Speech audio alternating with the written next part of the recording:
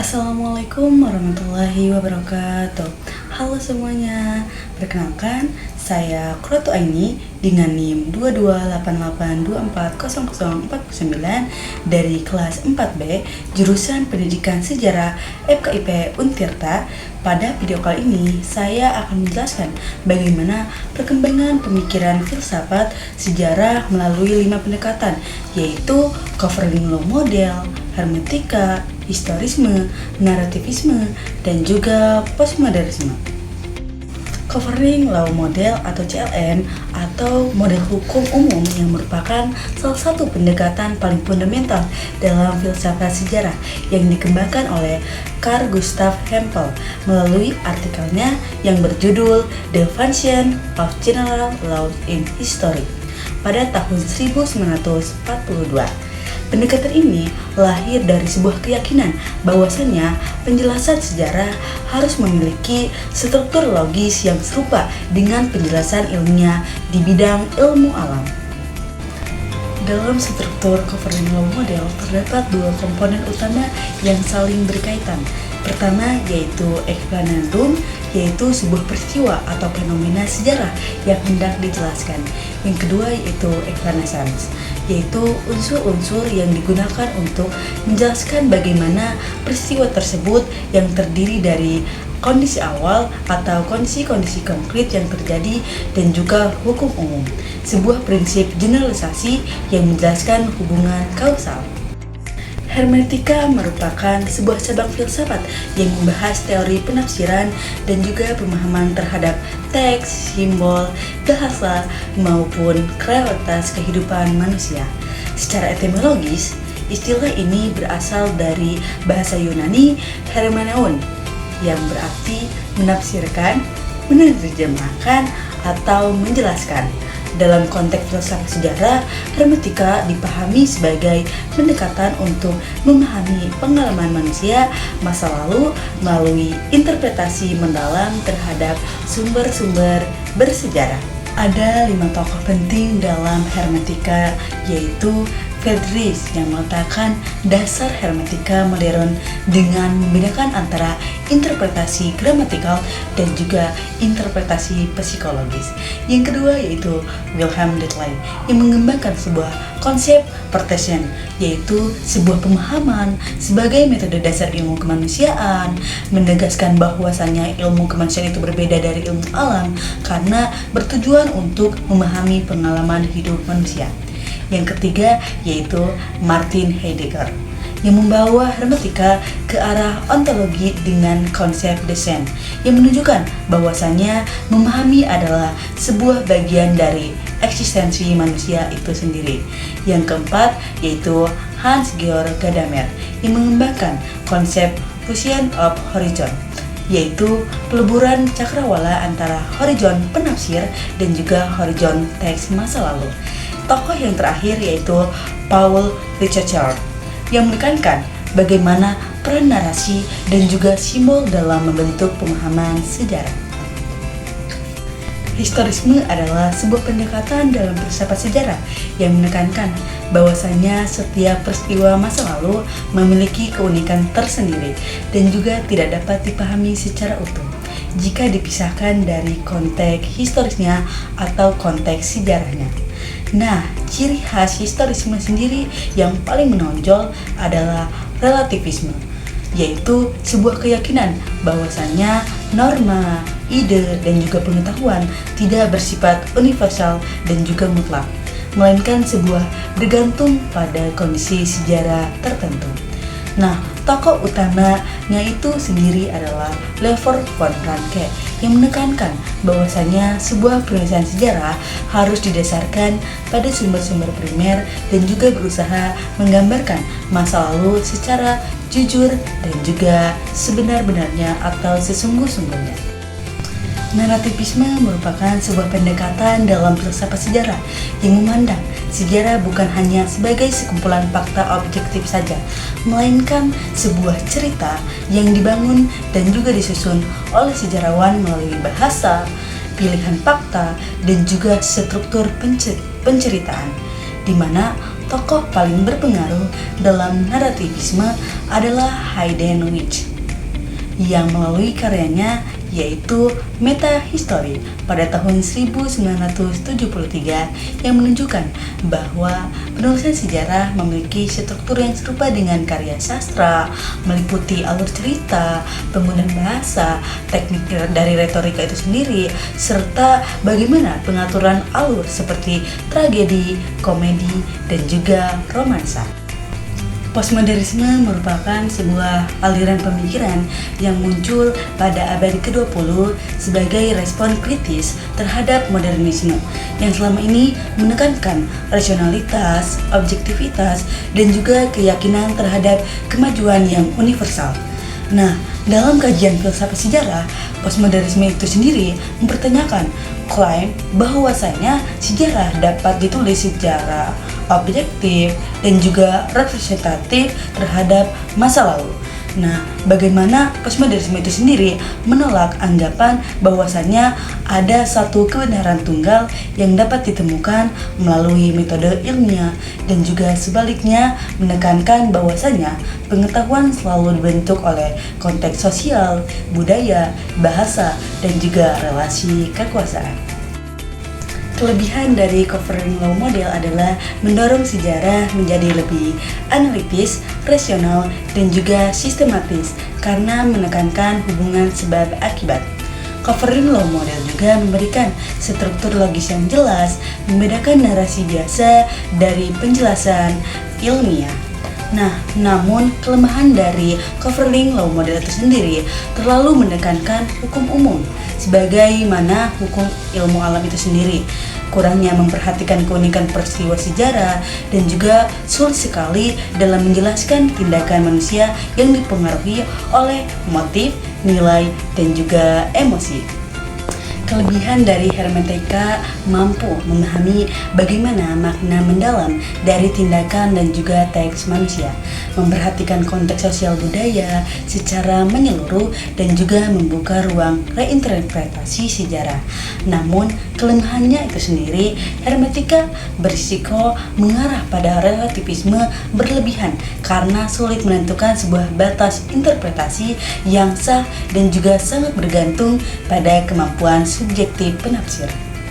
Kelebihan dari historisme yaitu menghormati keunikan setiap peristiwa, memperkuat metode ilmiah sejarah melalui kritik sumber dan juga heuristik, serta menghindari dari presentrisme. Namun, kelemahan dari historisme itu sendiri adalah relativisme historis yang berlebihan bisa membuat kebenaran tampak sangat relatif, dan juga penolakan terhadap generalisasi membuat sulitnya pembentukan teori sejarah yang lebih luas. Kelebihan dari narativisme menyadarkan bahwa sejarah selalu melibatkan konstruksi naratif, memberikan ruang bagi keberagaman perspektif, dan juga membuat sejarah lebih mudah diakses. Namun, kelemahan itu sendiri beresiko menggamburkan batas antara fakta dan juga fiksi, dan juga pilihan plot bisa menjadi mendistorsi pemahaman terhadap peristiwa sebenarnya. Kelebihan dari postmodernisme yaitu membuka ruang bagi suara kelompok marginal dalam sejarah, mengkritik klaim objektivitas dan juga kebenaran tunggal, memperluas cakupan historiografi secara inklusif, mendorong kesadaran tentang bagaimana hubungan pengetahuan dan juga kekuasaan, terakhir mendorong sejarah yang lebih kritis dan juga reflektif. Namun, kelemahannya itu sendiri beresiko mengarah pada relativisme ekstrim yang sulit membedakan antara interpretasi yang valid dari yang tidak, dan juga berpotensi merusak kepercayaan terhadap fakta sejarah itu sendiri. 5 pendekatan dalam filsafat sejarah yang telah tadi dibahas yaitu Covering Law Model, hermeneutika, historisme, narativisme, dan juga postmodernisme menunjukkan bahwasanya perkembangan pemikiran yang sangat signifikan dalam cara manusia memahami dan juga menuliskan sejarah. Jika kita menempatkan dari kelima pendekatan dalam spektrum epistemologis, covering role model dan juga historisme lebih menekankan kepada objektivitas, sementara dari hermeneutika, narativisme, dan juga postmodernisme yang lebih mengakui subjektivitas. Coverlink role model meyakini bahwa sejarah dapat dan juga harus dijelaskan secara ilmiah melalui hukum umum, sementara historisme berupaya mendekati objektivitas melalui metode ilmiah yang ketat. Hermeneutika mulai membuka ruang, narativisme melangkah lebih jauh, dan juga postmodernisme membawanya ke tingkat paling radikal dengan menolak klaim kebenaran yang universal. Untuk menunjukkan bagaimana kelima pendekatan ini bekerja secara konkret, mari kita bahas contoh peristiwa sejarah yang sangat relevan dan juga mampu dihubungkan secara langsung dengan teori masing-masing pendekatan. Yang pertama, contoh dari covering law model. Runtuhnya Kerajaan Majapahit.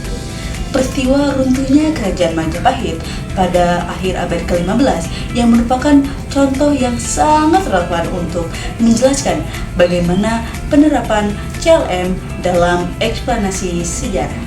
Nah, teman-teman, dalam kerangka CLM, penjelasan runtuhnya Majapahit tidak cukup hanya dengan menyebutkan bahwasanya kerajaan ini berakhir pada periode tertentu, melainkan harus menunjukkan bagaimana hubungan kausal antara kondisi-kondisi tertentu dengan hukum umum yang menjelaskan terkait keruntuhan sebuah kerajaan.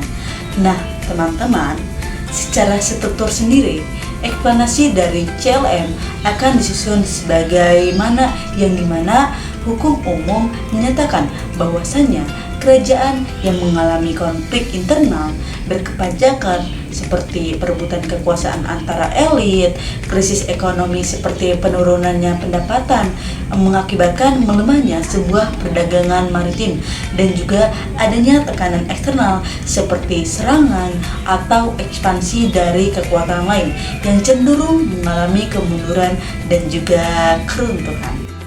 Kebijakan sistem tanam paksa yang diberlakukan oleh pemerintahan kolonial Belanda di Hindia pada tahun 1830 hingga 1870 merupakan sebuah peristiwa yang sangat relevan untuk dijelaskan melalui pendekatan historisme. Historisme menuntut kita untuk memahami tanam paksa tidak dengan standar moral atau ekonomi zaman sekarang, melainkan dalam konteks historisnya sendiri. Nah, teman-teman, pada saat itu kerajaan Belanda sedang mengalami krisis keuangan yang sangat parah setelah Perang Napoleon dan juga Perang Jawa. Dalam konteks ini, tanam paksa dipahami sebagai solusi fiskal yang masuk akal bagi pemerintahan kolonial, di mana hasil pertanian dari koloni digunakan untuk menutup bagaimana defisit anggaran Belanda. Peristiwa Proklamasi Kemerdekaan Indonesia pada tanggal 17 Agustus tahun 1945 merupakan salah satu contoh paling jelas tentang bagaimana narativisme bekerja dalam kajian sejarah. Nah, teman-teman, fakta-fakta dasar tentang proklamasi relatif diketahui mulai dari Soekarno dan juga Hatta yang membacakan teks proklamasi pada tanggal 17 Agustus tahun 1945 di Jalan Pegangsaan Timur 56 Jakarta. Namun, narasi itu sendiri tentang peristiwa dari proklamasi itu sendiri sangat beragam tergantung pada siapa yang menceritakannya.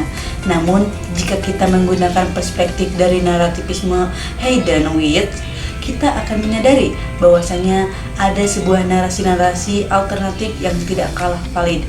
Ada narasi yang menekankan peran golongan muda atau pemuda yang mendesak Soekarno-Hatta untuk segera memproklamasikan kemerdekaannya. Penulisan sejarah kolonialisme di Indonesia merupakan sebuah contoh yang sangat relevan untuk menerapkan bagaimana pendekatan dari postmodernisme. Selama berabad-abad, sejarah kolonialisme di Indonesia ditulis dari perspektif penjajahan Eropa yang menggambarkan bagaimana kolonialisme itu sendiri sebagai misi peradaban, pembawa kemajuan, dan juga penyebar agama Kristen. Nah, teman-teman, dapat disimpulkan bahwasanya sebuah perkembangan filsafat sejarah mulai dari covering role model hingga postmodernisme menunjukkan bahwasanya perjalanan intelektual yang kaya dan juga dinamis. Masing-masing dari pendekatan memberikan kontribusi yang sangat unik, mulai dari covering role model yang memberikan landasan mengenai eksplanasi kausal dan juga sistematis, hermeneutika yang membawa kedalaman interpretatif untuk memahami makna dan juga motivasi manusia. Sedangkan historisme memperkuat disiplin metodologis melalui penekanan pada konteks dan juga keunikan peristiwa. Nah, narativisme sendiri membuka bagaimana kesadaran bahwasanya sejarah selalu merupakan konstruksi naratif. Dan terakhir yaitu pendekatan postmodernisme yang memberikan kritik terhadap bagaimana klaim kebenaran serta relasi kekuasaan dalam produksi pengetahuan sejarah atau dalam produksi pengetahuan historis.